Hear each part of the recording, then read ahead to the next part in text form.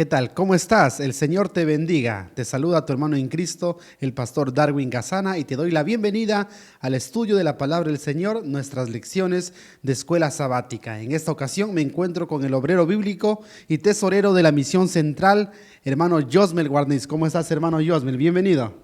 Pastor, muchas gracias y con la gracia de Dios pues estamos bien y felices. Esta vez contento por permitirme participar también en el estudio en la lección que vamos a estudiar. ¿Qué te parece si pedimos la dirección divina? Bueno, me parece muy bien. Por favor, dirige la oración. Bendito Padre que estás en el cielo, agradecidos estamos siempre por tu palabra. Gracias por la vida, gracias por los milagros que haces con nosotros. En este momento suplicamos de ti que tu Espíritu Santo sea sobre cada uno de nosotros para poder dirigir tu lección, el estudio de tu palabra. Y aquellos que nos contemplan también, Señor, permite que puedan abrir sus corazones y estar dispuestos a escuchar tu palabra. Reprende al enemigo, Señor, en todo momento de nuestras vidas y ayúdanos siempre con tu Santo Espíritu. En el nombre de nuestro Señor Jesús. Amén. Amén.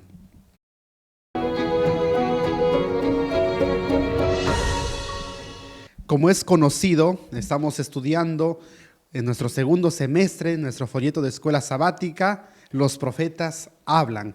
La semana pasada, la lección número 1 hablaba respecto al llamado que Dios le hizo a Isaías. Es por ello que comenzó con el capítulo 6, cuando se le presenta este llamado.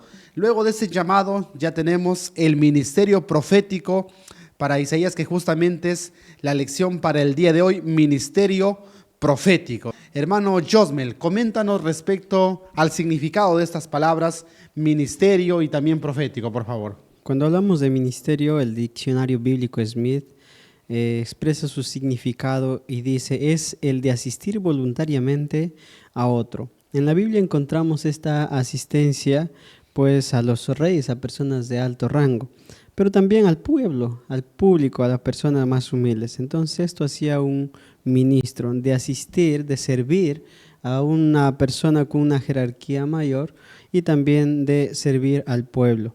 En este caso lo veíamos el ministerio que desarrollaban los levitas, los sacerdotes y los apóstoles, ¿no? Que servían a Dios y también servían al pueblo. Y la profecía, la hermana Elena da una expresión que conceptualiza a la profecía. Profecías constituyen una delineación simbólica de los acontecimientos que conducen al final de la historia terrena. La profecía nos anuncia, nos pronostica aquellos sucesos que van a suceder en el futuro, aquellos hechos que todavía no se viven, pero que van a pasar, ¿no? Entonces el ministerio tiene que ver con el servicio. Ahora, la profecía, como dijo nuestro hermano Elena Guay, nos dice que es una delineación simbólica de los acontecimientos finales, predecir el futuro, pero allí, según el diccionario Perspicacia, nos dice que profecía no solamente es anunciar el futuro. Hay 3 definiciones según nos da el diccionario Perspicacia. En primer lugar, tiene que ver con una enseñanza moral inspirada. Las enseñanzas que daban los profetas también es profecía. También dice la expresión de un mandato o juicio, también es una profecía. Justamente en esta lección vamos a ver el mandato o juicio que se le da al pueblo de Israel. Justamente el capítulo número 1 de Isaías, el cual vamos a estudiar, es un juicio de parte de Dios a su pueblo. Entonces vamos a estudiar el ministerio profético de Isaías, o sea, el servicio de Isaías como profeta. Y vamos a ver que eso es un ministro, ¿verdad? Por eso que Isaías fue un ministro, por eso desarrolló un ministerio. Y en la introducción de nuestra lección, entrando ya a la introducción, vamos a ver la naturaleza del ministro, vamos a ver sus características, sus funciones. En primer lugar, hay un secreto para que un ministro tenga éxito. Según la semana pasada, hermano Josmel, ¿recuerdas que el ángel vino y le puso algo en sus labios? ¿Qué era? ¿Recuerdas? Sí, claro que sí. Dios le provee de carbón encendido, ese carbón encendido que representa el Espíritu Santo, ¿no? Y eso es el éxito para un ministro, ¿no? Tenemos allí en la diapositiva el secreto para el éxito de un ministro, y según la nota, porque este esquema está basado en la nota de introducción, es la conexión con Cristo. El ministro tiene que estar conectado con Cristo. El Señor Jesús dijo, separados de mí, nada podéis hacer. El ministro tiene que ser espiritual, tiene que recibir ese carbón encendido, tiene que tener esa unción para que tenga éxito su ministerio. ¿Cuáles son los deberes del ministro? Según el párrafo de la introducción, tiene que ser leal, tiene que decir la verdad aunque duela. Tal como Dios le dio el mensaje, el profeta tenía que decir la verdad. En segundo lugar, el profeta, ya dijimos que sus profecías no solamente son anunciar, sino enseñar. Tenía que enseñar, tenía que educar, era un educador, era un maestro del pueblo. Isaías fue un maestro. Asimismo, el profeta y el ministro en la actualidad tiene que amonestar, tiene que reprender el pecado, muchas veces de los propios amigos, muchas veces de los propios hermanos, y eso no es una tarea fácil. En cuarto lugar, así como vamos a ver en esta mañana que hay un llamado de Isaías al arrepentimiento, asimismo todos los siervos en todos los tiempos tienen que llamar al arrepentimiento, no solamente crear y hacer ver su necesidad, sino mostrarle la solución, llamar al arrepentimiento. Hay el peligro, hermano Yosmel, que a veces estamos viviendo en un tiempo donde hay maldad, donde hay corrupción y a veces amamos la paz y como ministros no queremos tener problemas con la gente y a veces nos conformamos. Y por último, el ministro tiene que contender ardientemente, dice Judas, por la fe que una vez fue dada a los santos. Todos estos deberes están allí en la nota, en el párrafo de la introducción. Pero esos deberes deben cumplirse con humildad y con sabiduría, no con orgullo, sino con humildad. El ministro debe caracterizarse por ser humilde y tener la sabiduría divina. Y todos esos deberes es para con Dios, pero también para con las almas. Hermano Yosmel, considerando la luz que tenemos, considerando el tiempo en el cual vivimos, ¿tú crees que la responsabilidad que tienen los ministros en la actualidad es mayor a los profetas de la antigüedad o es menor? Dice que los atalayas de este tiempo, por el conflicto en el que se está viviendo, estamos llegando casi a la parte final de este conflicto y los atalayas tienen mayor responsabilidad, tienen que estar más despiertos, o sea, tenemos que estar más despiertos y nuestra responsabilidad es mayor de acuerdo a la luz que hemos recibido. Entonces tenemos mayor responsabilidad y eso me hace recordar, hermano Yosmel, a cuando Jesús le dijo a los de su generación, ustedes son culpables de la sangre desde Abel, el primer mártir, hasta el último Zacarías que fue matado en el templo. Y ellos dijeron, ¿por qué? Porque ustedes tienen la acumulación de 4,000 años de historia y toda esa luz y ustedes se hacen responsables de todo la sangre de esos profetas. Si Jesús viviera en estos días, a los ministros de ese tiempo nos diría que tenemos la luz de 6,000 años, así que tenemos mayor luz, mayor responsabilidad. Que el Señor nos ayude a cumplir, hermano Yosmel, esa responsabilidad, porque dice que el pecado de un ministro será castigado 10 veces más que el pecado de un filigrés. De un filigrés. Que la responsabilidad de un filigrés tal vez termina con él y con su familia, que es un núcleo más pequeño, pero de un ministro encierra también o afecta a la sociedad misma. Y si cae un ministro, pues cae el líder, también caen aquellos que le han seguido, ¿no? La influencia que es muy importante en los ministros. Muchas veces ayudamos a los demás más por influencia que por lo que decimos, o sea, por nuestra conducta. Claro, y ya que los ministros tienen influencia, deben ser una luz. Es por eso que hay un enemigo que está justamente tratando de hacer caer a los ministros. Y eso no dice la introducción. ¿Quién es ese enemigo, hermano Yosmel? Es un archienemigo, ¿no? Un enemigo muy antiguo, antes de que existamos. Satanás, el comandante general de las huestes de las tinieblas. Satanás no trata de matar a todos los soldados, sino trata de eliminar a todos los generales, a todos los comandantes, a todos los atalayas. Entonces, por eso es que Satanás ataca a los líderes. La responsabilidad es grande, ¿no? Y a veces no lo contemplamos espiritualmente, pero cuando lo visualizamos de esta manera nos entra temor. Como ministro, personalmente a mí me da temor de la responsabilidad que tengo. Claro, pero no estamos solos. Dios estará con nosotros. Entonces, hermano Yosmel, no tenemos lucha contra carne ni sangre, sino contra el mismo demonio. Por eso que, apreciados hermanos, le hacemos un pedido especial lo que dice la Biblia: orad por vuestros ministros, orad por vuestros pastores, porque ellos velan por vosotros como quienes tienen que dar cuenta. El enemigo está airado contra los dirigentes de la iglesia. Que el Señor ayude a todos los ministros en las diferentes responsabilidades y en los diferentes lugares que desempeñan. Habiendo hecho esta introducción, hermano Yosmel, quisiera que nos cuentes cómo está distribuida la lección para esta oportunidad. Claro que sí. Esta lección está dividida en 3 partes. La exhortación que Dios da al pueblo, en este caso el pueblo de Judá, y nos hace ver también en qué condición se encontraba, que es la segunda parte, cuál es la condición del pueblo de Judá. Y finalmente nos hace un llamado al arrepentimiento, y eso ya se aplica para nosotros. Esta lección tiene un contexto histórico, profético y también actual, ¿no?, para nosotros. O sea que ha sucedido hace miles de años atrás, pero tiene un impacto en nuestros días. Y justamente por eso yo digo que se llama lección de escuela sabática, porque tiene una lección para nuestra vida. ¿Qué lecciones sacaremos? Queridos hermanos, vamos a pasar a desarrollar las preguntas. Quiero decirte que ustedes se sienten la libertad de poder comentar allí en los comentarios, ya sea en el Facebook, en YouTube, sus dudas, sus inquietudes, sus aportes, porque aquí nosotros también estamos para aprender. Así que en los comentarios déjenos todas sus impresiones para que nosotros podamos también saber que nos están acompañando y aprender también de ustedes. Vamos a pasar con la primera parte entonces del desarrollo de esa lección, que lleva por subtítulo exhortación. Y la primera pregunta: ¿qué reyes de Judá se mencionan en la visión? ¿Cuáles son esos reyes? Asimismo, hermano Yosmel, menciónanos a grandes rasgos algo resaltante de la vida de estos reyes. ¿Fueron fieles, no fueron fieles? Algunas hazañas para entrar en contexto, por favor. Claro que sí. Menciona 4 reyes importantes, pero recordemos, la historia, hay cosas muy maravillosas que nos motivan y hay cosas que nos ponen tristes. Y encontramos al rey Usías o Azarías. Luego sucede su hijo Jotán, Acaz y Ezequías. Pero hablando de ellos, particularmente el rey Usías, se menciona de él que hizo lo correcto delante de Dios. Tuvo un reavivamiento espiritual también.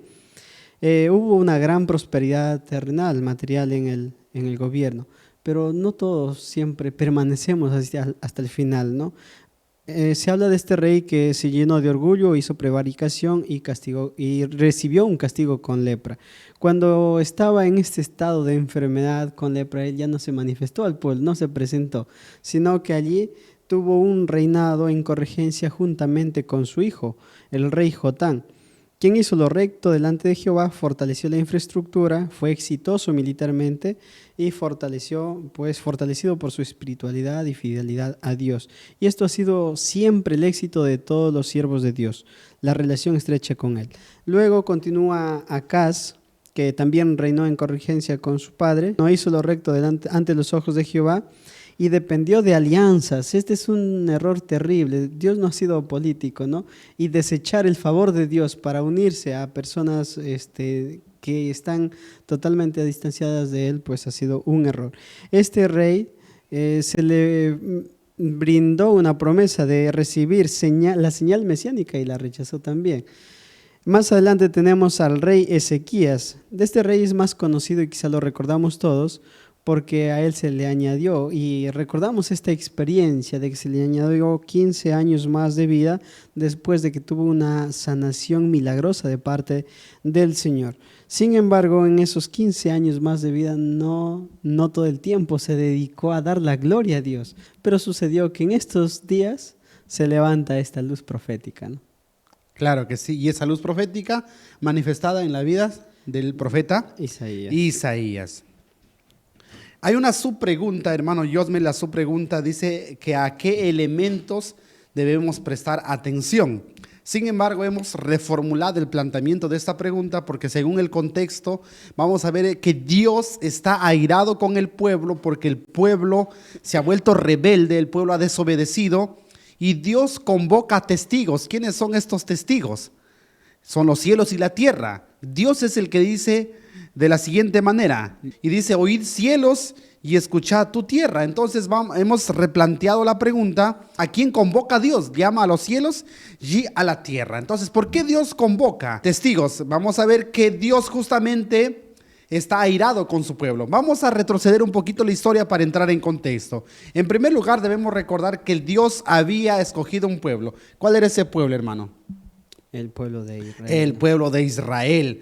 Dios lo había elegido y no era nada, un pueblo grande, era un pueblo insignificante. Dios lo llamó y es el nacimiento, es como si naciera su hijo. Y el pueblo también había escogido a Dios. Pero ¿qué hizo Dios con ese pueblo? Le bendijo. Es por eso que la Biblia dice, crié hijos y los engrandecí. Hermano Josmel, usted es padre de 2 niños.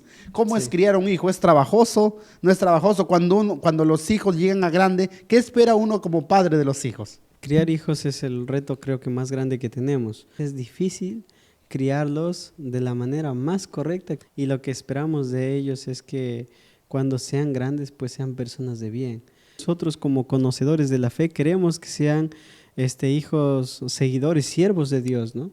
Y ese es personalmente mi anhelo, ¿no? Porque la grandeza, la gloria, la riqueza más grande está en el cielo. Claro. Entonces eso es lo que se desea de ellos cuando ¿Cómo crecen. te sentirías, hermano Josmel, si es que tus hijos, digamos, se rebelaran contra ti? Tal vez sea una tristeza incomparable, ¿no? Porque que se rebelen contra mí no solamente significa que me den la espalda, sino que también me ataquen.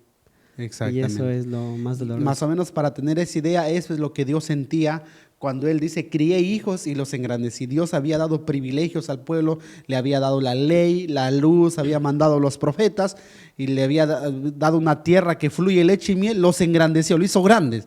Con el propósito que Dios quería obediencia de este pueblo, ¿verdad? Y este pueblo también se había comprometido con Dios. Cuando Dios lo llama a hacer este pacto, ¿qué dijo el pueblo? Vamos a obedecer. Se rectificó el pacto. Así vamos a hacer. En varias ocasiones Dios se comprometió en cuidar al pueblo, en bendecirlo. Y le dijo, ustedes serán mi especial tesoro, pero tienen que dar oído a mi voz. Y el pueblo, sí vamos a oír, sí vamos a obedecer, ¿no? Y había una condición para que Dios los bendiga. El pacto, la alianza es que ellos sean, ¿qué cosa? Obedientes. La pregunta es, hermano Josmel, a lo largo de la historia y justamente en el contexto de esta lección, ¿el pueblo estaba siendo fiel a ese pacto? ¿Estaba obedeciendo a Dios o se estaba rebelando? Tengo un pequeño de 4 años que a veces hace algunas cosas que hay que corregir y dice, papá, te prometo que no lo vuelvo a hacer y perdóname. Y se le perdona y después de un momento dice, pero papá, esta vez sí es la última vez, no lo vuelvo a hacer. Y luego cae nuevamente en el error y no, y esta vez sí te prometo, no lo vuelvo a hacer. Entonces llega un momento que decimos, no, hasta acá ya ha sido permitido y de acá en adelante necesita la corrección, ¿no? Y eso me hace recordar el pueblo que habían prometido a Dios que obedecerán. Y luego nuevamente volvieron a prometer y repetidas veces prometieron y no cumplieron con su palabra. Entonces creo que acá en la ilustración del padre de familia, Dios dice, bueno, hasta acá les he permitido y ahora... Claro.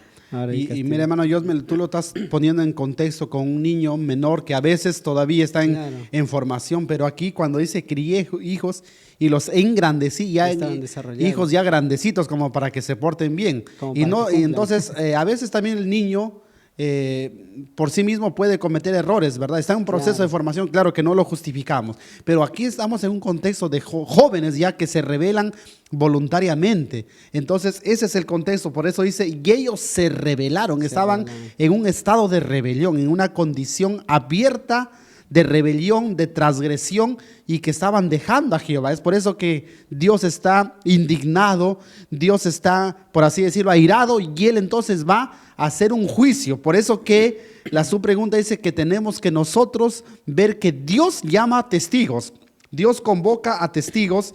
¿Y qué dice la palabra del Señor? Oíd cielos y escuchad tu tierra. Vamos a encontrar que debido a esta condición de Judá, ya vimos de Acaz que era un rey infiel y así como era el rey era el pueblo, entonces Dios convoca a un juicio y en un juicio se necesita testigos.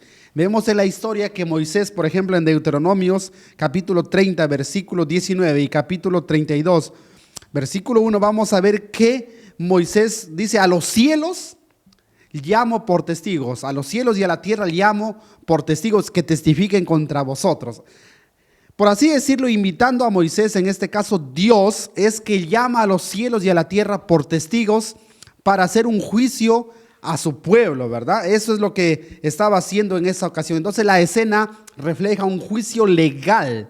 Dios llama a testigos y allí en la imagen hemos visto allí a Dios que está en el cielo, en la imagen de fondo, vemos que está airado y vemos una balanza que es un símbolo de juicio. Queridos hermanos, y eso nos trae a la memoria también que un día nosotros tenemos que comparecer ante el juicio de Dios. Hermano Josmel, ¿cómo será ese momento cuando usted y yo y toda la tierra tengamos que comparecer? Los cielos se enrollarán como un pergamino, la tierra temblará cuando nosotros tengamos que pasar juicio, porque también quizá nos hemos rebelado contra Dios. ¿Cómo crees que será ese día, hermano Josmel? Claro, si enfrentar un juicio terrenal es difícil, enfrentar el juicio de Dios es aún más complicado. La lección es aplicada a nosotros, estamos viviendo justamente el juicio. Y nosotros también debemos de dar cuenta de lo que hacemos. Estamos en juicio investigador. Estamos en pleno juicio investigador. Y claro, hay testigos, también tenemos un abogado. El conformismo espiritual que caen todos o caemos todos en este último tiempo es porque no contemplamos espiritualmente ese juicio. Creo que ese juicio es 10 veces más exigente que el juicio que estaba pasando Judá también. Así es, entonces el pueblo estaba en un estado de rebelión, Dios lo convoca a juicio y es un juicio universal, por eso dice cielos y tierra, ¿verdad? Ahora dice porque habla Jehová, dice una parte, da a entender que no es el profeta el que está hablando, sino es el mismo Dios quien está hablando, el que hace este reclamo, el que hace esta denuncia, por así decirlo, porque para un juicio tiene que haber una denuncia, es la justicia divina. Él dice: juzguen ustedes porque yo crié hijos, los engrandecí, ahora ellos se rebelaron contra mí. ¿Qué merecen estos hijos? Entonces Dios nos llama a razonar, a ver nuestra condición. Entonces eso es lo que podríamos responder de la pregunta número 1. En conclusión, son 4 reyes y Dios llama por testigos a los cielos y la tierra. Vamos a pasar ya a la pregunta número 2 y vamos a ver en la pregunta número 2 qué estrategia pedagógica utiliza Dios, hermano Josmel, para llamarnos la atención. La pregunta 2 nos dice: ¿cómo se contrasta el entendimiento de Israel con la relación del buey y el asno con sus dueños? Háblenos primero eso del buey y el asno, hermano Josmel. La didáctica de Dios es tomar elementos que se queden impregnados en la mente de la persona y pueda recordarlos más adelante. Por eso es que la profecía no directamente ha sido dada específicamente la escena, sino en símbolos, para que quede impregnado y sea recordado. Entonces, en este caso, la didáctica que emplea Dios es el gran maestro, es un maestro por excelencia, es un pedagogo universal, por decirlo de alguna manera, donde hace esta metáfora del buey y el asno, ¿no?, como una estrategia pedagógica. Y él dice: el buey conoce a su dueño y el asno el pesebre de su señor. Israel no entiende, mi pueblo no tiene conocimiento. En su enseñanza, Cristo sacaba sus ilustraciones del gran tesoro de los vínculos y afectos familiares y de la naturaleza ilustrada, lo desconocido con lo conocido, las verdades sagradas y divinas con cosas naturales y terrenas, familiares, para que la gente que lo rodeaba. Estas eran las cosas que habían de hablar a su corazón y hacer más profunda la impresión en su mente. Y recordemos que Cristo siempre ha tomado en sus enseñanzas, o el Señor Dios a través de la profecía ha tomado en sus enseñanzas elementos domésticos, elementos comunes, con aquello que nos vamos a relacionar siempre para hacernos recordar siempre la enseñanza que Dios nos ha dado. Exactamente. Y justamente es que Dios quería, como dice ahí la parte subrayada, hacer la más profunda impresión en su mente. Mira, me trae a la memoria un caso, ¿no? Un día un amigo se estaba burlando de otro y le hacía broma bastante, y no sé, y varios le daban señales como para que ya pare, ¿no? Pero él seguía. Entonces, el otro amigo, ya como era tanta la humillación, su frase fue: deja que los perros ladren porque es señal que estás progresando. Entonces el otro que tanto insultaba le dice: me estás diciendo perro, ¿no? Entonces le dice: es que tengo que hablar algo fuerte para que pares ya. Claro.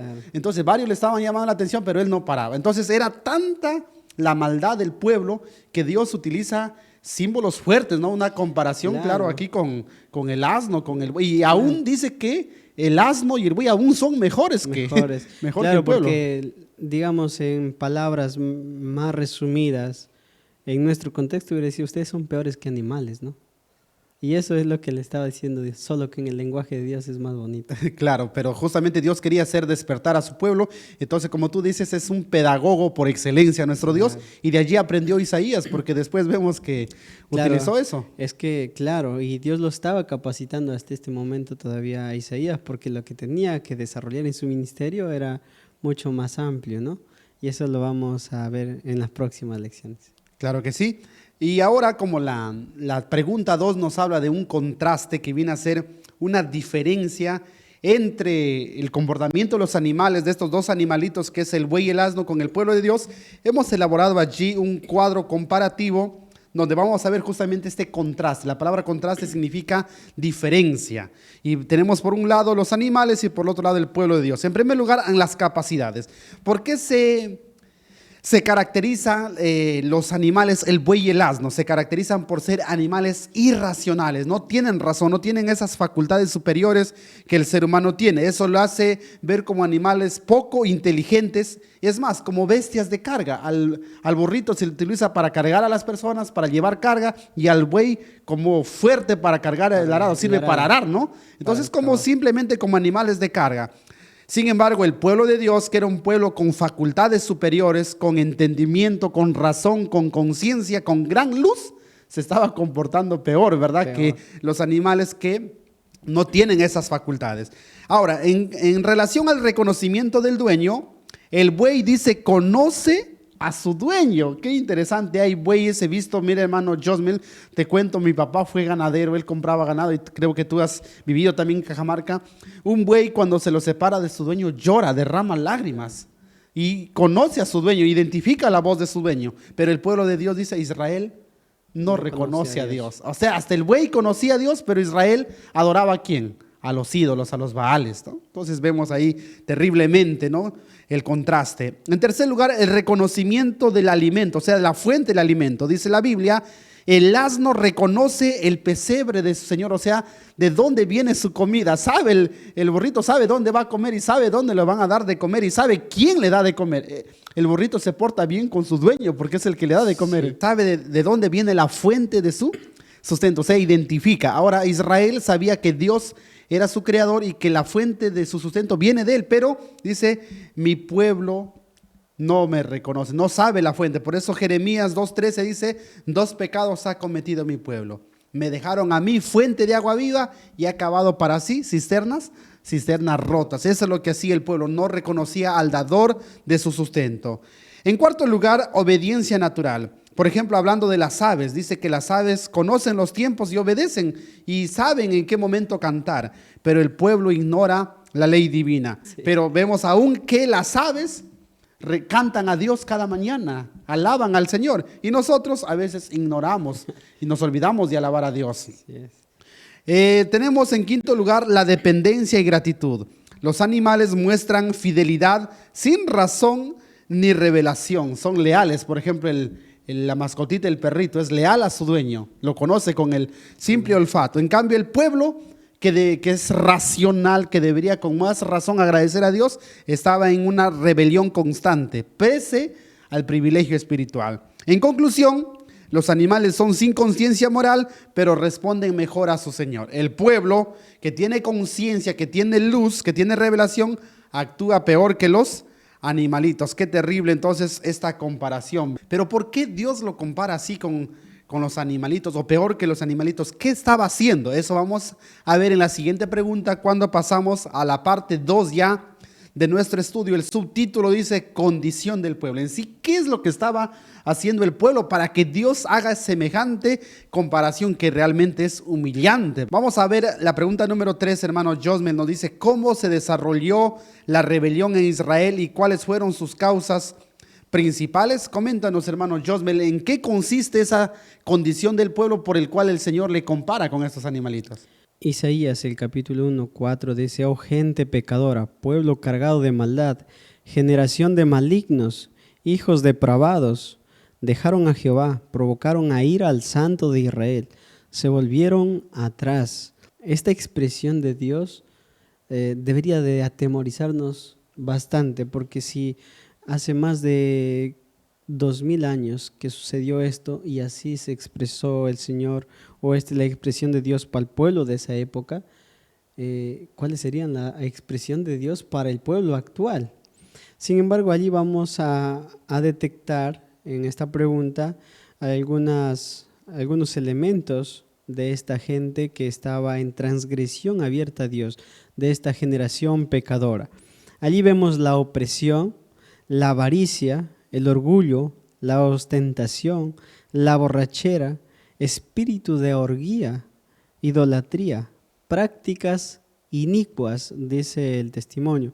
Entonces yo creo que con esta palabra prácticas inicuas está encerrando a todos los pecados que existían en esa época. Si tendríamos que enumerar los de la época actual, creo que no alcanzarían algunas hojas para redactar, ¿no? Creo que se harían hasta enciclopedias de todos los pecados que se practican en la actualidad. Entonces, todas estas cosas, entre todos estos elementos, practicaba el pueblo, pero no todos, ¿no? Pero sí una gran mayoría. Lo convertían en un pueblo apóstata. Esa apostasía los llevó a dejar de lado a Dios. Entonces, cuando uno se aparta de Dios, pues, ¿qué puede hacer? No tiene la dirección del Espíritu Santo, no tiene la protección de Dios. Y automáticamente ya está en el terreno de este enemigo que contemplábamos en la introducción, que es Satanás, ¿no? Y Satanás estaba ganando territorio, pero había una poca población, dice también allí, unos pocos fieles que también estaban ya cayendo en la desesperación, ¿no? Que también estaban siendo influenciados. Dice la nota, los pocos que permanecían fieles a Dios estaban a menudo a punto de ceder al desaliento y a la desesperación. Hay una frase, pastor, popular que lo mencionamos ahora, que una manzana podrida puede echar a perder todo el cesto. En este caso ya más del 90%, quizá el 95% del cesto ya estaba podrido, ¿no? En la actualidad, ese mal, esa putrefacción que pasa en esta manzana, también se está viviendo. Y eso es lo que está produciendo no solamente una generación de gente pecadora, sino una generación depravada, dice allí, ¿no? Pastor, ¿podría explicarnos en esta parte cómo es que actualmente la maldad sigue cargando en este pueblo? Ya explicaste más o menos los pecados que estaba cometiendo Judá, pero falta esa frase donde dice cargado de maldad, es aparte de lo que ellos hacían, cargado de maldad, y también la parte de hijos depravados. Vamos empezando entonces por la parte cuando dice pueblo cargado de maldad. Eso es ya la pecaminosidad, es ya la corrupción, eso ya son los efectos del pecado. O sea, el pecado deja una mancha en el alma. El pecado corrompe. Miren lo que dice ahí el Espíritu Profecía, hijos e hijas de Dios, la página 216, dice, el pecado es corruptor por naturaleza. Un hombre infectado por esta lepra mortal puede comunicar la mancha a miles. Como tú decías, hermano Josmel, una manzana podrida corrompe a los demás. Y muchas veces eran los reyes, esa manzana podrida que corrompían, como dice aquí, a miles por su ejemplo, ¿verdad? Por su influencia. Entonces, el pecado es corruptor. Y entonces, cuando dice pueblo cargado de maldad, hace alusión entonces a que el pueblo estaba corrompido, queridos hermanos. La mente misma estaba corrompida. ¿Y qué pasa cuando la mente se corrompe? Mira lo que dice ahí en el mismo párrafo, en el párrafo inferior, Testimonios para la Iglesia, tomo 2, página 311. Han servido durante tanto tiempo a su concupiscencia que sus pensamientos son por naturaleza impuros y sus imaginaciones corruptas. O sea, ya se hace algo natural, hermano Josmel, el pecar. Por eso dice el hombre vil que bebe la iniquidad como beber, ¿qué cosa dice? Agua. Es algo tan normal, hermano Josmel. Se ve hoy en día en la sociedad crímenes tan terribles que ya no tienen nombre. Uno se imagina, ¿cómo es que pueden hacer eso? Gente que descuartiza, gente que abusa de menores de edad, gente que vive de la pornografía, de las guerras, o sea, ya, y para ellos le parece normal, es algo que fluye de ellos. Se va normalizando, ¿no? Se va normalizando. A eso se refiere pueblo cargado de maldad. es maldad lo que hay en su corazón ya. Y como eran los antediluvianos, su pensamiento de continuo solamente al mal. Esto era la condición, este era el estado en el cual estaban viviendo este pueblo de Judá. Pero tú mencionabas, hermano Josmel, otro punto que no solamente tiene que ver con esa generación, sino dice generación de malignos hijos depravados. Vamos a hablar algo al respecto. Vamos a ver, querido hermano Josmel, que cada generación va empeorando las cosas. Mira lo que dice Testimonio para los Ministros, página 55. Ahí tenemos la cita. El Señor declaró repetidamente que los judíos eran peores que los paganos. Terrible, hermano. Los judíos eran peores que los paganos. Y mira lo que dice ahí, la parte es resaltada. Cada generación excedía a la precedente en culpa. Cada generación era, ¿qué cosa? Peor. Lo mismo vemos hoy en día. Cada generación que viene es peor. Por eso dice generación de malignos. O sea, la generación anterior era mala.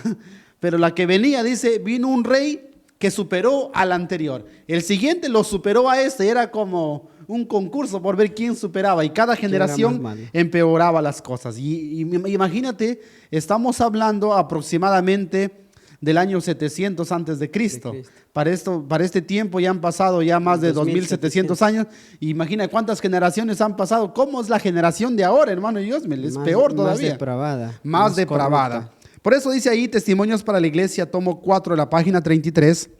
Por regla general, cada individuo intemperante que engendra hijos transmite sus inclinaciones y tendencias malvadas a su descendencia. Les traspasa enfermedad, además la disolución, la enfermedad y la imbecilidad. Se transmiten como una herencia de miseria de padres a hijos y de generación en generación. Dice la Biblia, visito la maldad de los padres sobre los hijos hasta la tercera y cuarta generación. Y vemos aquí que eso transmiten los padres a los hijos, tendencias malvadas a sus descendientes. La imbecilidad, dice, no, terrible, eso se transmite, por eso cada generación es peor. Pero no solamente eso, vamos a ver un poquito más respecto a la ley de la herencia, queridos hermanos, que es algo que nos interesa, porque dice hijos depravados. ¿Cómo son los hijos? Hoy en día está de moda decir que los hijos son neutros. Pero ¿qué nos dice el Espíritu Profecía al respecto?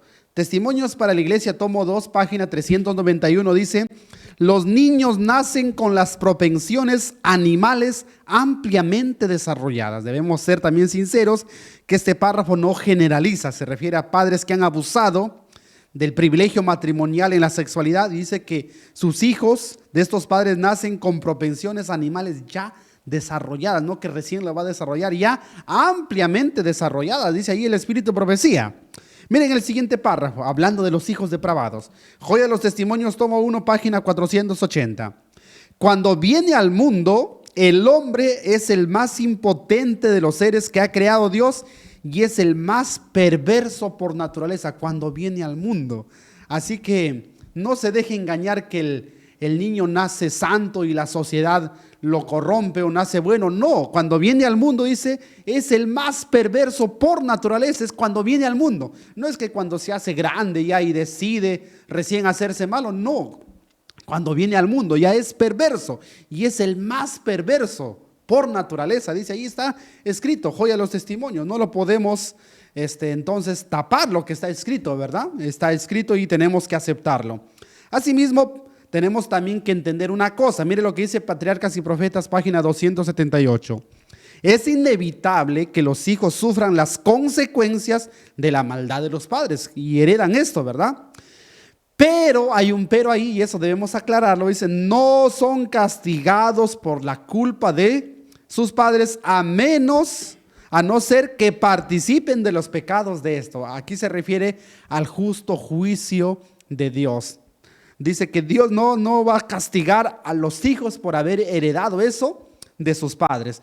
¿Cuándo lo va a castigar? Dice, a no ser que participen de los pecados de esto. Porque también, hermano Josmel, es una realidad que ha habido muchos padres que han sido borrachos, drogadictos, Y los hijos nacieron con esas fuertes tendencias, pero ellos decidieron quizás no seguir en eso. Entonces son libres, ¿verdad?, de responsabilidad, pero también eso no indica que son perfectos. O sea, también cometen errores de otra manera. El hecho, queridos hermanos, es que hay una herencia de padres a hijos hasta la tercera y cuarta generación, hijos depravados. Por eso que el Señor nos ayude a que nosotros tengamos en cuenta esto y tener que cuidar nuestros hábitos, nuestro carácter, para ver también qué estamos heredando a nuestros hijos. Bien, vamos entonces a seguir más adelante. Estamos viendo la condición del pueblo de Dios. Hermano Josmel, vamos a pasar ya a la pregunta número 4.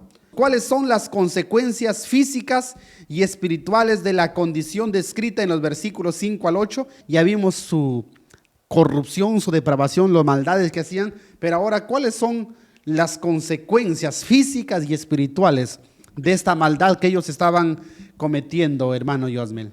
Pastor, mire, acá podemos ver que el pueblo está enfermo y dice, ¿qué consecuencias físicas? El texto dice, ¿por qué queréis ser castigados aún? ¿Todavía os rebelaréis? Toda cabeza está enferma y todo corazón doliente. Desde la planta del pie hasta la cabeza no hay en él cosa sana, sino herida, hinchazón y podrida llaga. No están curados ni vendados, ni suavizados con aceite. Vuestra tierra está destruida, vuestras ciudades puestas a fuego, vuestra tierra delante de vosotros, comida por extranjeros y asolada como asolamiento de extraños. Y queda la hija de Sión como enramada en viña y como cabaña de melonar, como ciudad asolada.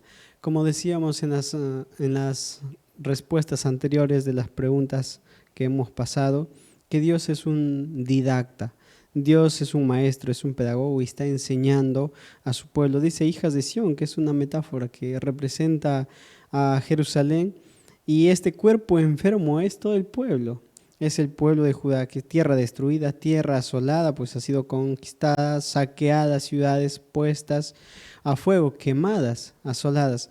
Y allí sigue el Señor enseñando y mostrando la debilidad del pueblo, la fragilidad del pueblo. Dice, son como enramada de viña.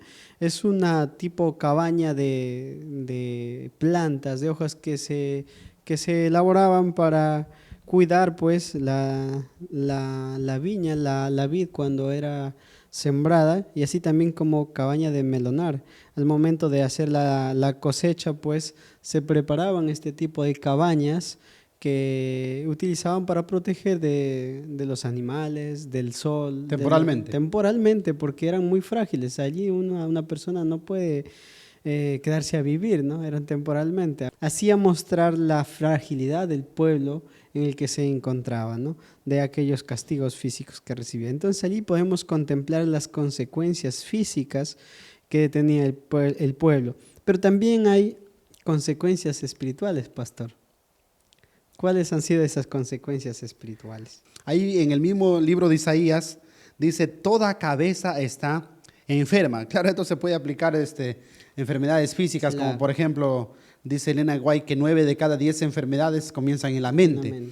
Pero hermano, aquí no está hablando específicamente de algo físico, sino de algo espiritual. Esta es una enfermedad espiritual, toda cabeza está enferma. Cuando hablamos de la cabeza nos referimos a la mente. ¿Y cómo lo comprobamos? En Romanos capítulo 3 vamos a ver que Pablo hace una descripción similar a la que hace Isaías. Por ejemplo, él dice, no hay quien entienda, o sea, la cabeza está enferma y lo espiritual no se puede entender. Luego dice, todo corazón doliente, dice Isaías, ¿no? El corazón doliente. El corazón hace alusión aquí a las facultades inferiores, a nuestras emociones. Por eso Pablo en Romanos 3 dice, quebranto y desventura hay, no conocieron camino de paz. Estaba el corazón doliente, o sea, hay quebranto y desventura, así como en los últimos días dice, estará desfalleciendo el corazón de los hombres. No hay paz, la gente vive con estrés, la gente tiene depresión, la gente se suicida, no hay paz, las emociones están, a una gente le toca el claxon, explotan, se salen los choferes, se pelean entre ellos. Esa es la situación, todo corazón doliente, ¿verdad? Dice luego la parte más interesante, donde dice de que desde la planta del pie hasta la cabeza no hay en él cosa sana. No se está refiriendo a una llaga física, sino a una llaga espiritual. Eso significa que todo el ser integralmente está afectado por el pecado. Física, mental y espiritual, de manera integral, el ser humano está infectado por el pecado. Y todo ser humano, por eso Romanos 3 dice que no hay justo ni aún uno, no hay ni aún uno. Se degrada físicamente, mentalmente, moralmente, se va degradando cada generación peor, ¿verdad? Ya se nace, como veíamos, en perversión, como decíamos, se heredan cosas malas, pero aparte de eso uno se corrompe más por sus propias decisiones y cada generación aún es peor todavía. Pero obviamente vamos a ver también la solución para eso, porque no se trata solamente de ver el problema, sino de ver la solución.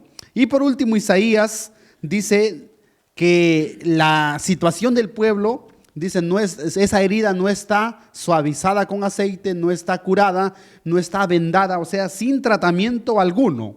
Eso representa en el ser humano la imposibilidad de autosanidad. El ser humano no se puede sanar a sí mismo y por eso Romanos 3 dice, aún se hicieron inútiles espiritualmente, somos inútiles. No nos podemos sanar de esa lepra, de esa llaga, de esa podrida llaga, de esa hinchazón, no nos podemos sanar, por eso somos inútiles. Es una enfermedad espiritual, hermano Josmel. Hablando más acerca de esta enfermedad espiritual, ¿se aplicará solamente a Judá? Porque hoy en día dicen muchos, eso pues era Judá, eso no se aplica a nosotros, pues si Judá estaba en pecado y nosotros no podemos ser así. Somos como ajenos a la realidad. Somos ajenos, ¿verdad? Entonces, si fuera así, entonces, pues, ¿para qué leemos la Biblia? La Biblia justamente se ha escrito, Pablo dice, estas cosas se escribieron ¿para qué? Para vuestra amonestación. O sea, esto se escribió como un espejo para que nosotros nos veamos allí. Claro, todo este registro histórico es una lección para nosotros.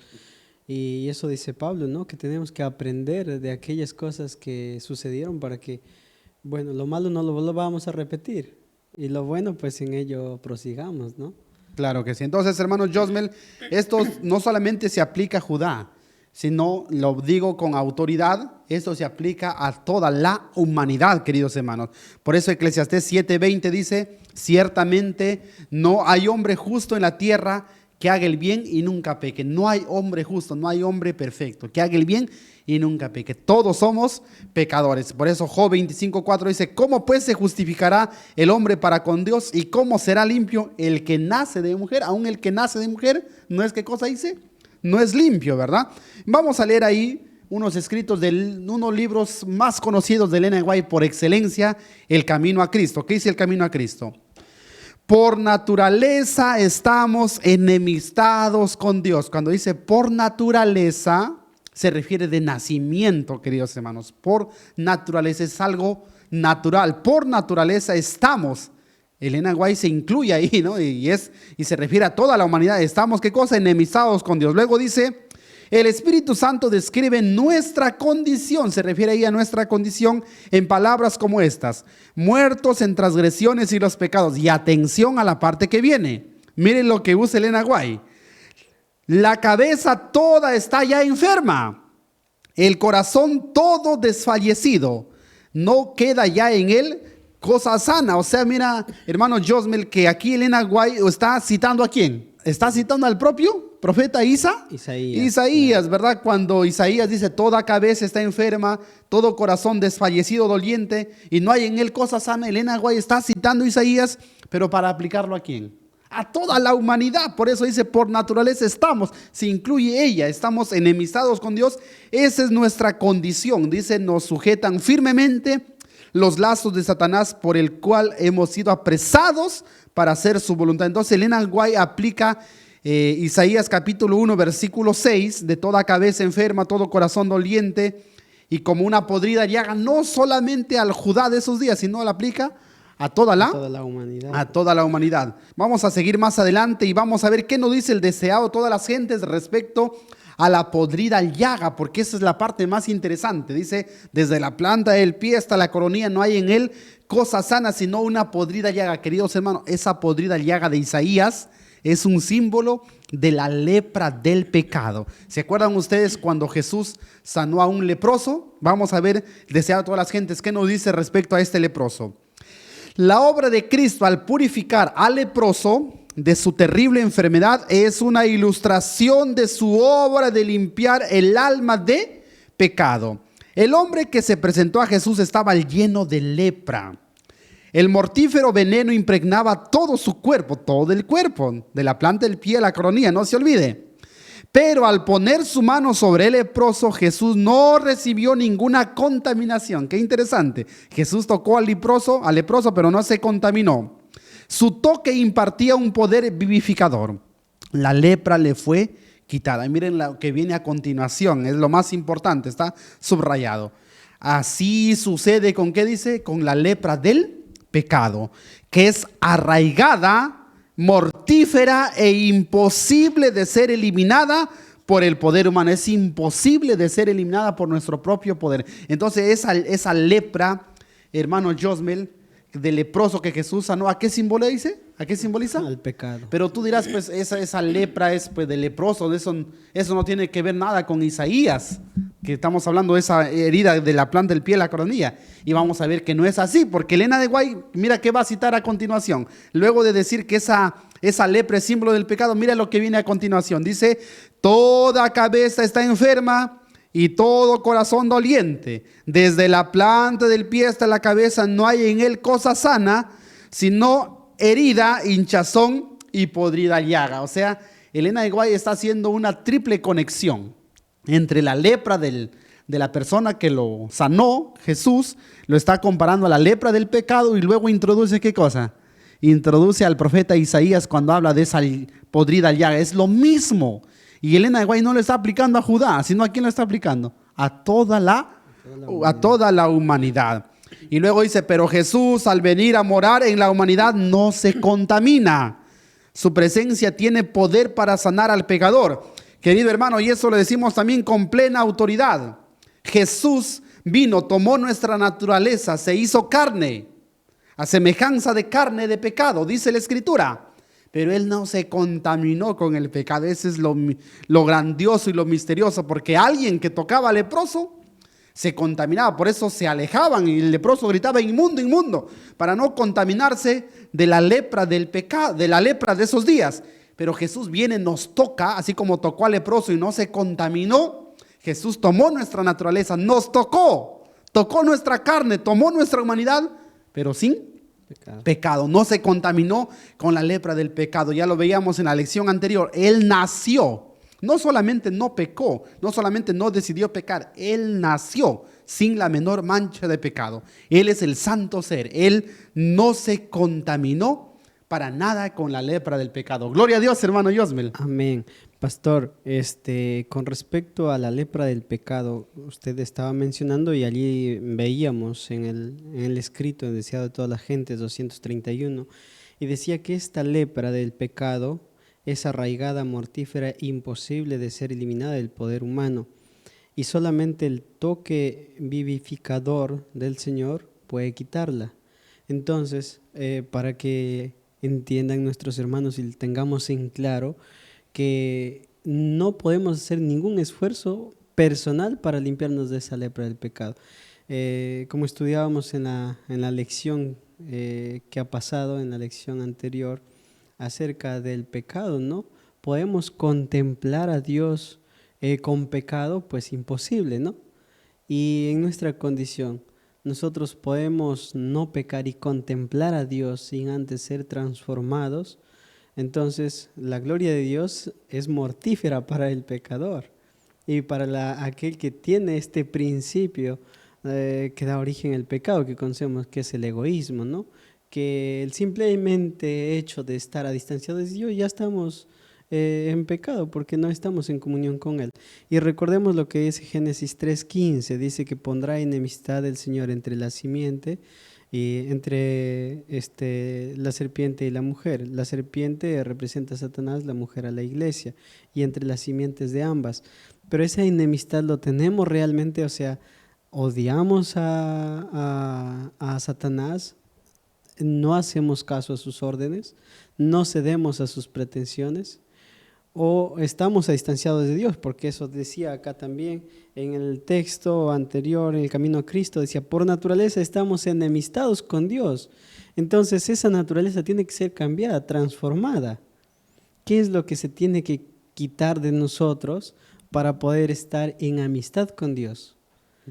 ¿Qué es esa lepra que todavía permanece en nosotros? Porque no participamos de los pecados de Judá.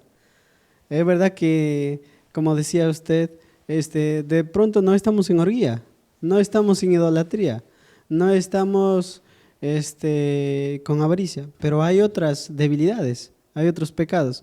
Pero es el mismo motor de Judá, el mismo motor que llevaba a Judá a pecar, es el que a nosotros también nos lleva a pecar. Y eso tiene que ser quitado. Esa lepra todavía no ha sido eliminada. ¿En qué momento se elimina? ¿Cómo podemos hacer para que sea quitada de nuestra vida, de nuestro ser, para poder estar en enemistad con Dios? Hermano Josmel, realmente son preguntas muy profundas lo que tú estás planteando.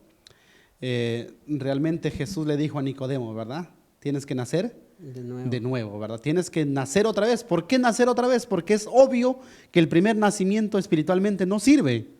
Por eso tienes que nacer otra vez. Si no naces de nuevo, no verás el reino de Dios. Ahí justamente se cumple lo que Jesús dijo: nadie pone parche nuevo en trapo viejo. O sea, la vieja naturaleza, la que traemos, esa vieja naturaleza, por eso Él nos hace partícipes ¿de qué? De su propia naturaleza. Somos partícipes de la naturaleza divina y nacemos de nuevo, ¿verdad? Al nacer de nuevo, entonces hay dos naturalezas, el nuevo hombre y el viejo hombre, y hay una lucha continua, y ahí es lo que tú dices, ¿qué se debe hacer? Morir diariamente. Pablo dice, diariamente muero. Naces de nuevo, pero el que nace de nuevo tiene que crecer en la gracia, ir muriendo diariamente. ¿Y sabes cuál es la esperanza, hermano Josmel?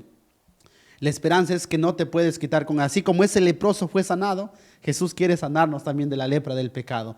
Y no solamente quiere perdonarnos, Él quiere limpiarnos de toda maldad, de toda lepra. Él quiere hacer una limpieza completa. Ese es el poder del Evangelio, que no se trata solamente de perdonarnos, sino de limpiarnos de toda maldad. Y Dios no solamente quiere que no hagamos actos de pecado, porque a veces nos cuidamos de los hombres, pero el corazón como está sucio. Entonces Dios quiere cambiar el corazón y quiere desarraigar esa lepra, que es, como dice aquí, arraigada. Si bien nosotros no lo podemos desarraigar, pero el poder de Dios sí lo puede sacar de a raíz, y eso lo va haciendo diariamente. Para eso es la santificación. Para eso, hermano Josmel, es el diezmo. Con el diezmo vencemos el egoísmo. Para eso es el matrimonio. En el matrimonio te olvidas de ti mismo y piensas en tus hijos, en tu esposa. Para eso es el sábado. Dejas de lado tus propios quehaceres y le das a Dios del tiempo que le corresponde a Él. Para eso es la reforma salud, para vencer el egoísmo. Son medios de santificación. La Santa Cena, el lavar los pies, es para vencer el egoísmo. O sea, Dios no solamente ha provisto de un camino para la salvación, sino también de las estrategias para acercarnos y conducirnos a través de Él. Claro. Y eso es lo que a veces nos falta comprender, ¿no? Miren, nosotros decimos, bueno, estamos luchando tal vez contra el efecto, pero no contra la causa de nuestros pecados, que es el egoísmo. La causa está en el corazón. Tenemos que nacer de nuevo. Esa es la solución. Un corazón nuevo. Un corazón nuevo. Invitar a nuestros hermanos que cada día pidamos al Señor que transforme, renueve nuestro corazón, que limpie nuestra vida, nuestro corazón, así como se le dijo a Isaías, ¿no? Que si nuestros pecados fueran como el carmesí, van a ser como blanca nieve. Claro, y mira, ya que hablaste del egoísmo, Elena Guay, hay muchos párrafos que presenta al egoísmo como una lepra, la lepra del egoísmo. Pero ¿sabes qué dice? Que Dios puede desarraigar al egoísmo en sus raíces más profundas aún. Y sabes, hay una esperanza. En la lluvia tardía dice que aún se borrarán los vestigios del egoísmo. Es el poder de Dios. O sea, grande es nuestro problema, como lo estamos viendo. Claro. Pero tenemos a un Dios más grande que nuestro problema, que es nuestro Señor Jesucristo, que no se contaminó con la lepra, y Él tiene el poder, el antídoto para sanarnos de esa lepra, así como sanó ese leproso. Ese leproso somos tú y yo. Es la humanidad que con el toque milagroso de Jesús, entonces es algo milagroso, es un poder sobrenatural que diariamente debe ser hecho. Dios quiere limpiarnos todos los días, debemos ir a Él para que nos limpie. Amén. Es como me hace recordar en asuntos médicos, siempre nosotros contemplamos a veces la necesidad de la sangre para salvar una vida, ¿no? Y nuestra sangre está contaminada y pues en la sangre está la vida, dice el Señor. Y necesitamos esa transfusión de sangre. Y es la Así es. sangre de Cristo, Es la sangre pura de nuestro de Señor, nuestro Señor, sin Jesucristo. contaminación, ¿no? Muy bien, vamos a seguir adelante y vamos a pasar a la pregunta número 5 ya. ¿Por qué era tan importante las palabras un resto pequeño? Si bien la mayoría estaba en apostasía, ¿había o no había un resto pequeño? ¿Por qué era importante? Coméntanos al respecto, por favor. El pueblo de Dios siempre ha sido pequeño. Mire, ¿qué hubiera pasado si no hubiera existido este resto pequeño? Dice, si Jehová de los ejércitos no nos hubiese dejado un resto pequeño como Sodoma fuéramos y semejantes a Gomorra.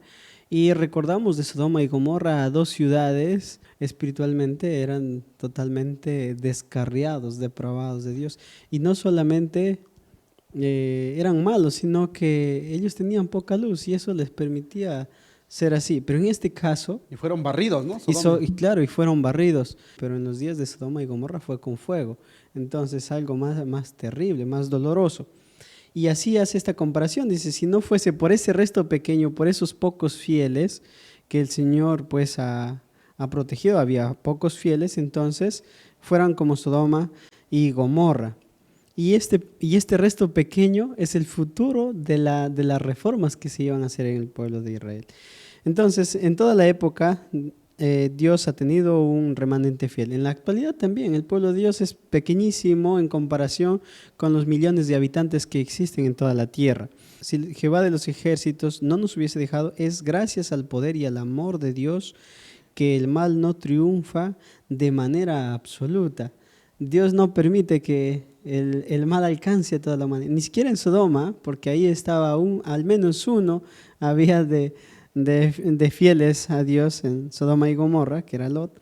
En todos los tiempos los fieles han sido pocos, así será en los días finales, unos pocos, poquísimos del inmenso número que puebla la tierra serán salvos para vida eterna. Como Sodoma fuéramos y semejantes a Gomorra, el pueblo de Dios ya no hubiese existido. Hubo algunos que respondieron de manera positiva al llamado al arrepentimiento. Nunca dejemos de amonestar. Habrá algunos que reciban la verdad. Y en esto resaltar, a veces, pastor, no sé si usted ha escuchado, no, a los hermanos de allá ya conocen, ya son antiguos, ya saben y por lo tanto pocas visitas.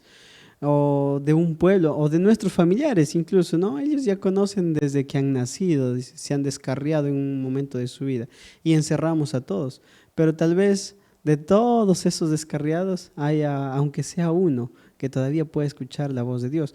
Y acá no es solamente una reprensión para Judá, sino para nosotros. Decir que no debemos de cansarnos de brindar las amonestaciones al mundo por los diferentes medios, ya sea de manera personal, sea de la manera impresa, con el ejemplo, con la influencia, con el testimonio, en el trabajo, en la sociedad. Pablo dice, hay que ser ejemplo en palabra, amor, conducta, espíritu, y hay que transmitir todo esto por todos los medios posibles. Ahora creo que estamos en los tiempos finales y las amonestaciones también tienen que ser más globales. Entonces tenemos que utilizar los medios que nos permitan llegar a la masa en general, a toda la población mundial. Y tenemos que amonestar porque Dios en este tiempo tiene un pueblo pequeño también. Un resto pequeño que está a punto del desaliento, como en los días de Judá. Pero si nosotros nos fortalecemos con la mano de Dios, Él siempre va a estar allí para nosotros, ¿no? Para socorrernos. Amén. Eso nos dice la nota, ¿verdad? Que hubieron algunos que respondieron al llamado. Qué hermoso mensaje entonces para ti, ministro del Señor, que quizás ves que tu trabajo no tiene resultado, no te canses. A ver, siempre va a haber, aunque sea uno que escuchará el mensaje. Si hubiese habido una sola persona por la cual morir, Jesús hubiese venido solo por esa persona, el remanente. Siempre los fieles han sido pocos. Que el Señor nos ayude a ser parte de ese remanente como había ese remanente en los días del profeta Isaías. Y vamos a pasar ya a la última parte de nuestra lección, el capítulo número 3, el llamado al arrepentimiento genuino o verdadero, porque también hay un falso arrepentimiento. ¿Cómo consideró Dios la falta de sinceridad y la práctica superficial de las ceremonias religiosas? El versículo en Isaías empieza diciendo: príncipes de Sodoma, oíd la palabra de Jehová, escuchad la ley de nuestro Dios pueblo de Gomorra. Pero ¿por qué Dios dice príncipes de Sodoma, pueblo de Gomorra? Escuchad la palabra de Dios, si Sodoma y Gomorra ya no existían en los días de Isaías. No olvidemos que nuestro hermano John me le estaba comentando respecto a que si Dios no hubiese guardado un remanente, o sea, Israel hubiese sido barrido como Sodoma y Gomorra. Entonces, ¿por qué se caracterizó Sodoma y Gomorra? Por lo cual fue barrido, fue destruido con fuego y azufre, por su inmoralidad, por su depravación, por su corrupción. Fue raída de a raíz, no quedó nada. Entonces, ahora se está personificando a Israel como Sodoma y Gomorra, y los dirigentes eran los peores. Por eso dice príncipes de Sodoma. No se refiere a los príncipes de Sodoma que ya murieron, sino a los príncipes de Israel que se estaban comportando como los sodomitas, como los de Gomorra. Estaban teniendo esa actitud. Coméntanos, hermano Josmel, ¿en qué consistía los sacrificios, el sistema? ¿Qué hacían los judíos para luego ver por qué Dios no aceptaba esto? En este caso, el formalismo religioso, una religión superficial. Recordemos que no todo aquel que dice Señor, Señor entrará en el reino de los cielos. Y miren los elementos que formaban parte del sistema ceremonial y el culto en el santuario. Allí tenemos los sacrificios, holocaustos de carneros, cebo de animales gordos, sangre de bueyes, ovejas y machos cabríos, los atrios que formaban parte del santuario, las ofrendas, el incienso, la luna nueva, días de reposo, los sábados, ¿no? Asambleas convocadas, fiestas solemnes, la oración misma, extender las manos, un gesto litúrgico de súplica en el culto. Todo esto fue rechazado por Dios. ¿Por qué fue rechazado esto por Dios? Pero es que Dios no se gozaba en estos sacrificios de muerte de animales, porque necesitaban un elemento importante, que era la fe, ¿no? Entonces, Dios aborrece todo sacrificio que no sea sincero. Y eso lo vemos en algunos casos de la Biblia, como el de Saúl, que él va y presenta un sacrificio. Supuestamente la intención era buena, pero Dios no se agradó de esto. No hizo la voluntad de Dios. Entonces, ¿qué pasaba, pastor, con este pueblo? ¿Por qué Dios aborrecía todas estas ofrendas? El asunto, hermano Josmel, es que hay que entender algo, que las ceremonias eran un medio, no eran un fin. Y el pueblo había confundido a las ceremonias como un fin, como que las ceremonias tenían valor por sí mismas. Por eso hemos preparado unas diapositivas con 4 puntos. Dice, las ceremonias no tenían valor salvífico en sí mismas, por sí mismas no podían salvar. ¿Por qué? Porque estas ceremonias solamente eran medios didácticos, simbólicos, que apuntaban ¿a quién? A Cristo, ¿verdad? El propósito era, a través de esas ceremonias, recordar o entender el plan de salvación que Cristo había de realizar. Entonces, y eso se iba a realizar en el futuro, y de esa función cumplía la ceremonia, de ser una sombra. Entonces, lo que salvaba, lo que tenía efecto era la fe en el significado de la ceremonia, no la ceremonia en sí misma. Por eso el tercer punto ahí dice, la fe debería estar puesta en el sacrificio de Cristo, mas no en la ceremonia. O sea, al momento que estaban sacrificando el cordero, ellos deberían recordar que pronto habría de venir el verdadero Cordero de Dios que quite el pecado del mundo, y esa fe en el verdadero Cordero que es Cristo les habría de perdonar. Pero ellos pensaban que al traer su Cordero, ese Cordero ya les estaba dando ¿qué cosa? El perdón de sus pecados. Entonces, el problema grande de los judíos era que confiaban en las ceremonias como medios de en otras palabras, salvación por obras. Puede ser que nosotros caigamos en ese mismo error. Por eso hay que aprender las lecciones. Mira lo que dice ahí, deseado de todas las gentes, página 21, respecto al problema de los judíos. Dice, este ritual, o sea, todo el sistema de los sacrificios, había sido instituido por Cristo mismo. En todas sus partes era un símbolo de él, era algo simbólico. Y había estado lleno de vitalidad y hermosura espiritual. Pero los judíos perdieron la vida espiritual de sus ceremonias y se aferraron a las formas muertas. Confiaban en los sacrificios y los ritos mismos, en vez de confiar en aquel a quien estos señalaban. O sea, en lugar de confiar en Cristo, confiaban mucho en su ceremonia. Y tú ya estabas anticipando, hermano Josmel, ¿será que nosotros podemos cometer ese mismo error en la actualidad? Vamos a ver que sí, vamos a ver Siguiente diapositiva nos va a decir al respecto. Y justamente ahí la pregunta dice, ¿estamos cometiendo hoy el mismo error? Y vamos a comenzar con este punto, del Deseo a todas las gentes, página 252. Dice, Cristo volvió a reiterar la verdad de que en sí mismos los sacrificios no tienen valor en sí mismos. Sacrificios para este tiempo, por ejemplo, la ofrenda que tú das, tu diezmo, guardar el sábado, no comer carne. Los cultos. Los cultos, dice, eran un medio y no un fin. Su objeto consistía en señalar al Salvador a los hombres y ponerlos así en armonía con Dios. Mira lo que viene a continuación. Lo que Dios aprecia es el servicio de amor.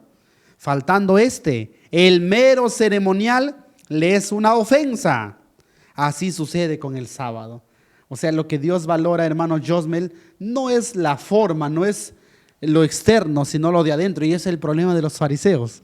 Por fuera flores, por dentro temblores. Ese era el problema de los fariseos y ese es el problema de los israelitas y ese es el problema, ¿sabes quién, hermano Josmelan, que nos duela? De nosotros.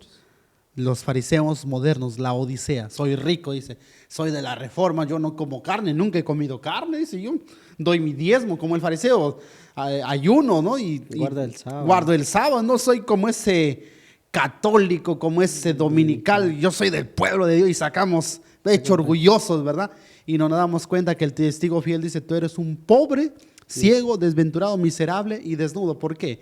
Porque el Señor no valora lo de afuera, sino lo de adentro. No estamos diciendo, ojo, hay que aclarar eso, que no se debe hacer eso. Jesús dijo, es necesario hacer esto sin dejar de hacer lo otro. ¿Y qué es lo que habían dejado los fariseos? ¿Qué estaban dejando de lado los israelitas? El fondo, el amor. Dice, Dios aprecia un servicio de amor.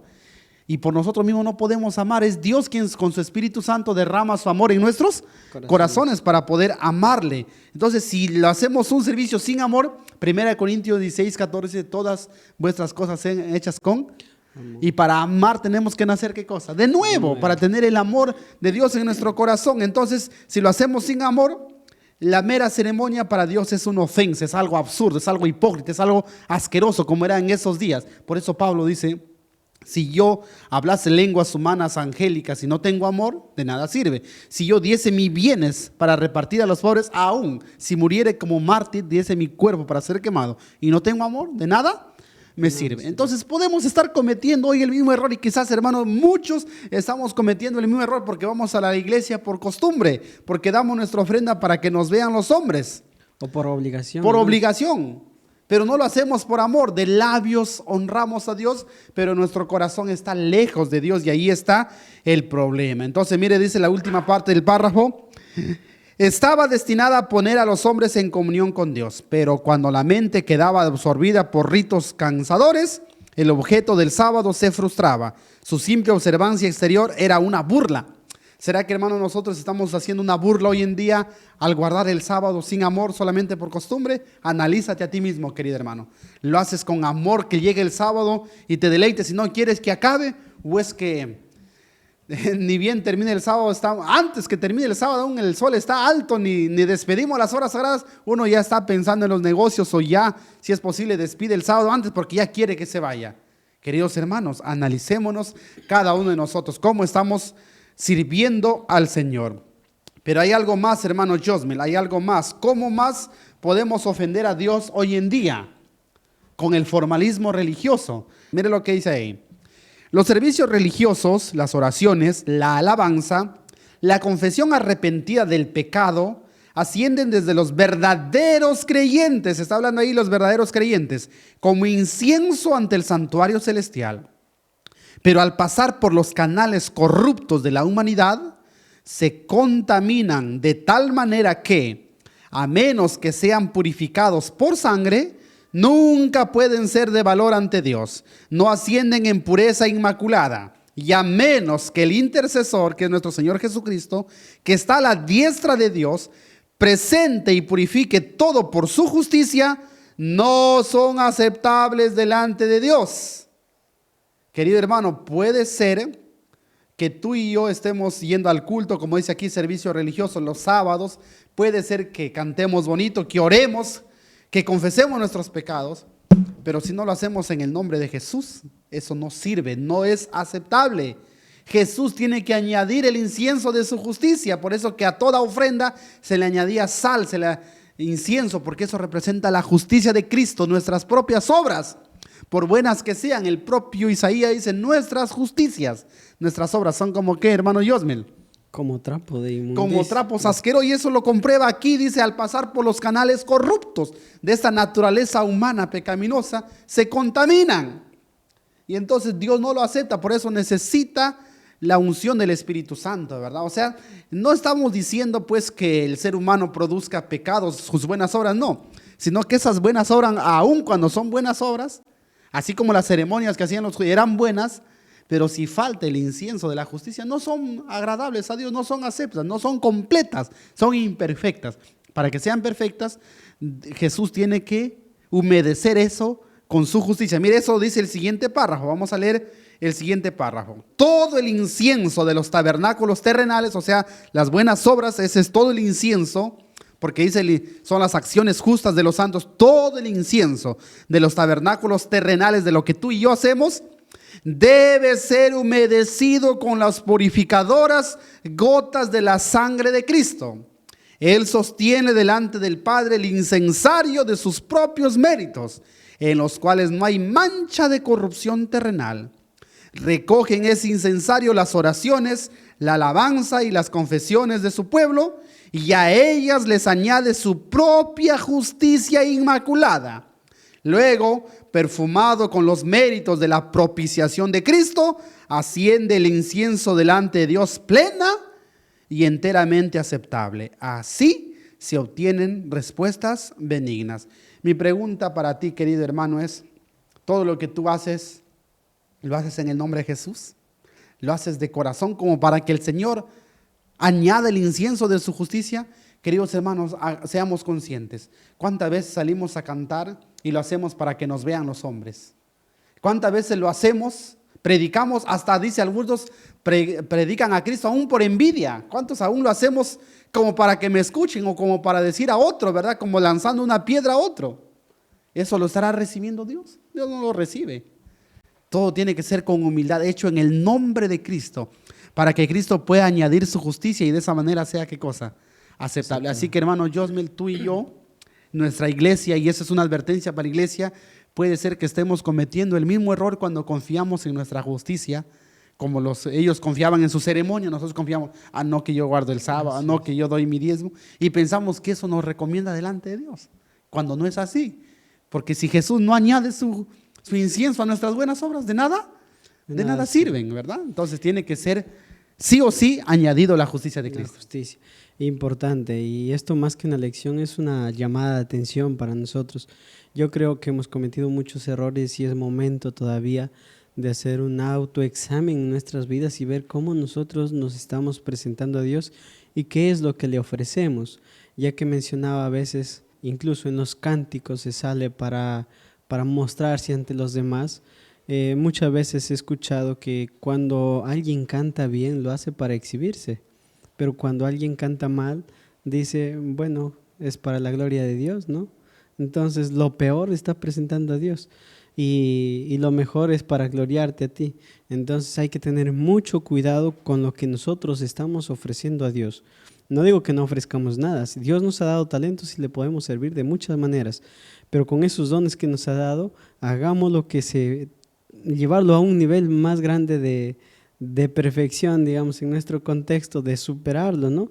Entonces, de hacerlo cada vez mejor y presentarlo para el Señor bajo la justicia de Cristo y con fe, con sinceridad, para que esa presentación pueda ser acepta. Y si no, no tiene ningún valor. Muy bien, hermano Josmel. Entonces, vamos a pasar ya a la última pregunta de nuestra lección. La última pregunta dice, ¿cuál es la condición para recibir las promesas de perdón que Dios ofrece al pecador? Hemos visto que Dios hace ver su condición, Dios llama a juicio, pero sin embargo Dios nos hace razonar, nos hace ver nuestra condición, pero para darnos una solución, para darnos perdón. Pero hay condiciones para obtener el perdón. ¿Cuáles son esas condiciones, hermano Josmel? Pastor, en esta pregunta encontramos 3 cosas importantes. La limpieza, que nos hace la invitación, dice que ser lavados y limpiados, y quitad la iniquidad de vuestras obras delante de mis ojos. Nos dice el Señor, como diciendo, no, pero hay que estar limpios para acercarnos a Él, ¿no? Y una vez estando así, Él nos ofrece también una promesa de que si nuestros pecados son como la grana, como la nieve, serán emblanquecidos, y como si fueran como el carmesí, vendrán a ser como blanca lana. Entonces, allí nos muestra cómo se debe hacer esta limpieza, ¿no? Si estamos sucios, entonces hay que ser lavados.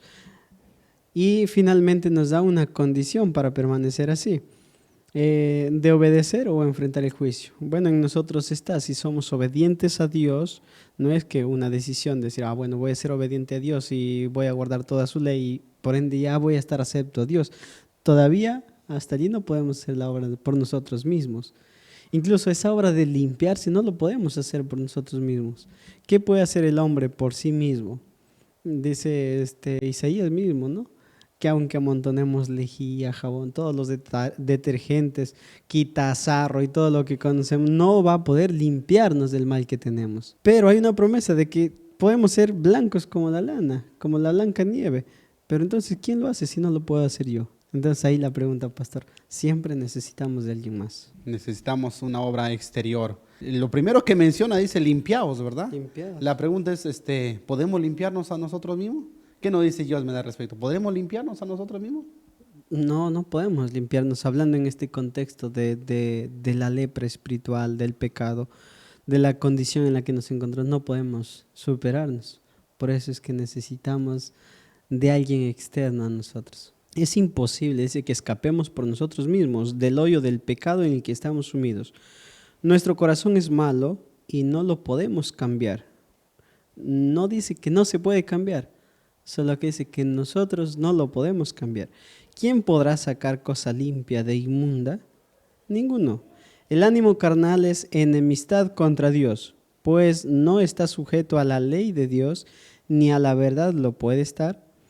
La educación, la cultura, el ejercicio de la voluntad, el esfuerzo humano, todos tienen su propia esfera, pero no tienen poder para salvarnos. Pueden producir una corrección externa de la conducta, pero no puede cambiar el corazón. No pueden purificar las fuentes de la vida. Entonces, por más educación que tengamos, nuestro nivel cultural más elevado, por más buenas obras que presentemos, con respecto a la salvación o a la limpieza, igual seguimos siendo sucios, porque seguimos siendo inmundos. Y dice, no puede salir cosa buena de allí. Claro. Por fuera dice, sí, ya podemos aparentar, ¿no? Claro. Educados, cultos, tenemos modales, podemos hablar bonito, pero eso es exteriormente. Pero ningún esfuerzo humano puede cambiar Nuestro el corazón. A veces limpiamos las ramas, pero vemos que la fuente sigue estando sucia y es el corazón, y el ser humano no puede limpiarse a sí mismo. Y los frutos siguen siendo malos. Los frutos van a seguir siendo malos mientras la raíz sea mala. Sea mala, ¿no?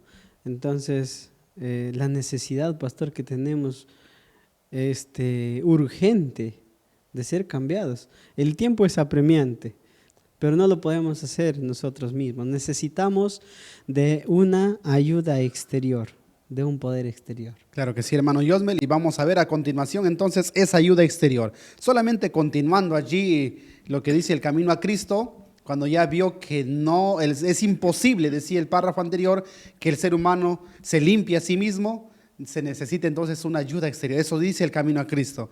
Debe haber, dice, un poder que obre desde el interior, porque el problema es interior, no exterior.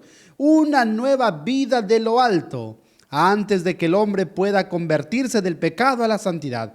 Ese poder es ¿quién? Es Cristo. Únicamente su gracia puede vivificar las facultades muertas del alma y atraer esta a la santidad. El Salvador dijo, a menos que el hombre naciere de nuevo, a menos que reciba un corazón nuevo, o sea, nuevos deseos, designios y móviles que lo guíen a una nueva vida, no puede ver el reino de Dios.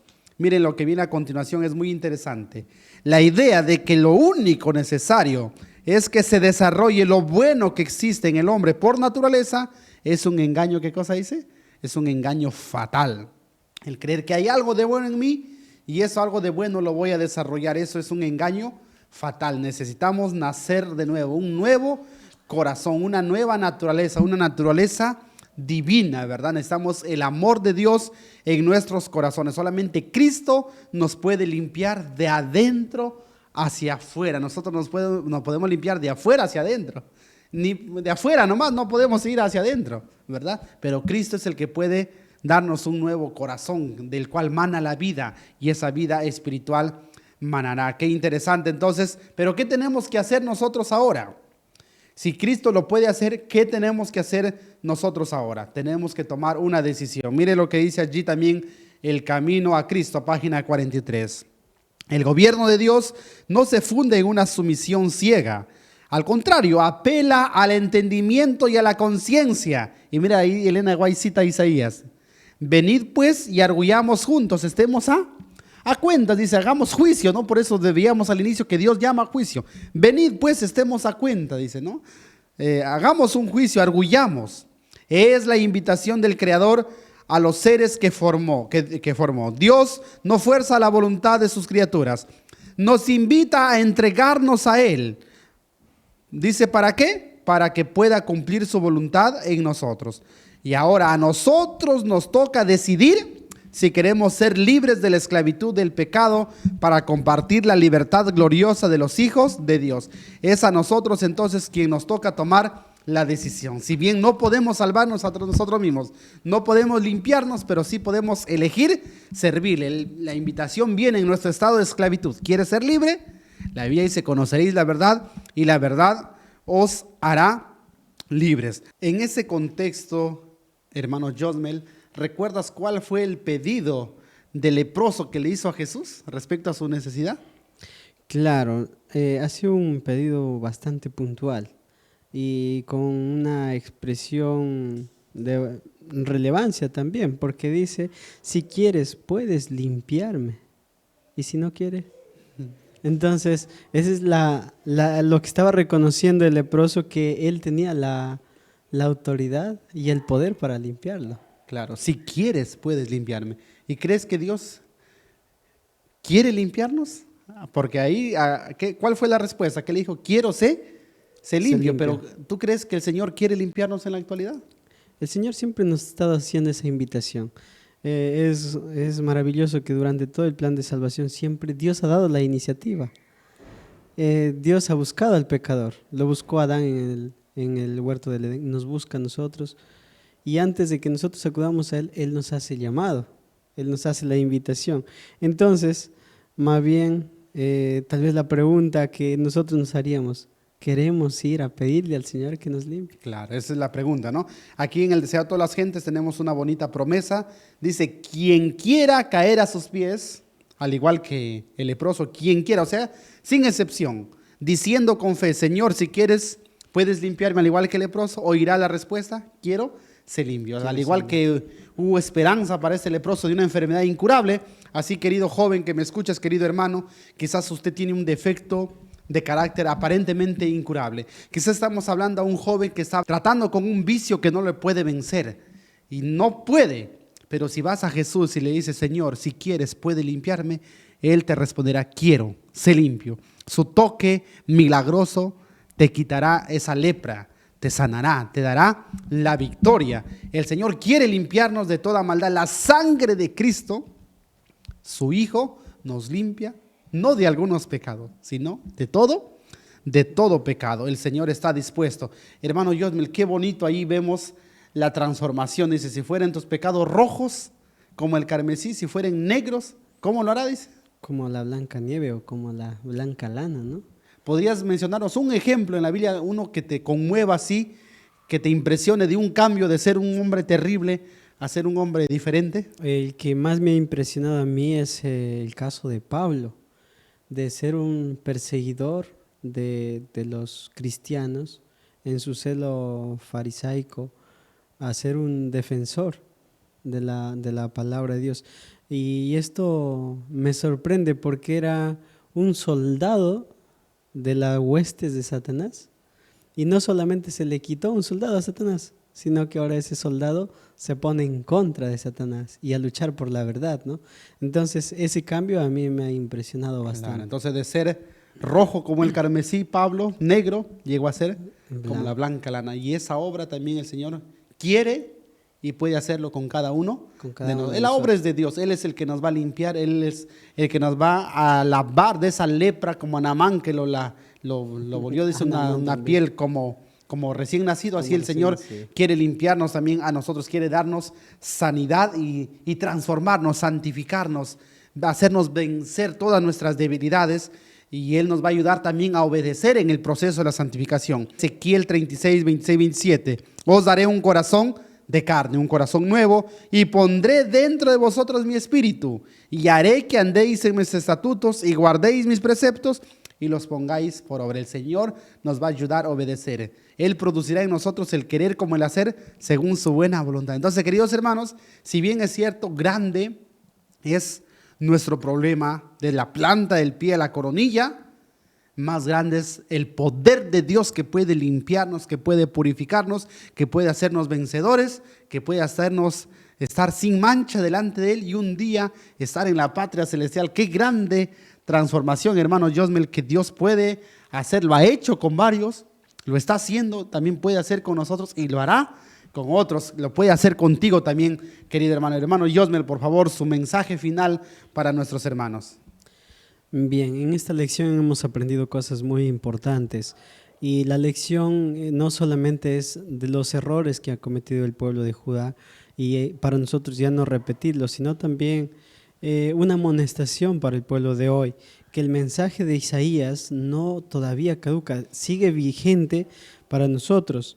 Dios desea una fe sincera y una vida transformada. Esto debemos de buscarlo todos los días. Y somos llamados a ser ministros fieles y prestar una obediencia completa al Señor. Este llamado es para todos nosotros que debemos de esforzarnos. Cuando hablamos de ministerio no solamente nos referimos a los pastores y obreros, todos tenemos un ministerio que desempeñar según los dones que hemos recibido. El Señor nos ayude, pastor, y esta lección que marque en nuestra vida y nos ayude a producir nuevos cambios, nuevos retos espirituales, ¿no? Si hasta acá hemos cometido errores, hasta acá hemos sido conformistas, hasta acá hemos sido desobedientes o hemos presentado un culto forzado, sacrificios sin fe, sin la justicia de Cristo, entonces hacer esos cambios. Ya presentarnos correctamente delante del Señor. El tiempo creo que es apremiante. Muchas gracias, hermano Josmel. Sin duda, queridos hermanos, ha sido una lección muy importante que ha tocado las fibras de nuestro corazón. Y como dijo el profeta Jeremías, escudriñemos nuestros caminos, que a través de este mensaje el Señor nos haga reflexionar y pueda hacer ese mismo milagro que hizo con sus hijos, que les transformó. El Señor también puede hacer con cada uno de nosotros. Créelo que lo puede hacer. El Señor te bendiga. Te mandamos un fuerte abrazo. Te invitamos a compartir esta lección con todos tus amigos. Manda el link allá en YouTube, en Facebook. También vamos a pasar el PDF para que todos puedan tener este alcance a sus manos y todos puedan tener el mensaje de la salvación. Así que no te olvides de compartir. Nos despedimos, hermano Dios, levantando Sí, la mano. muchas bendiciones.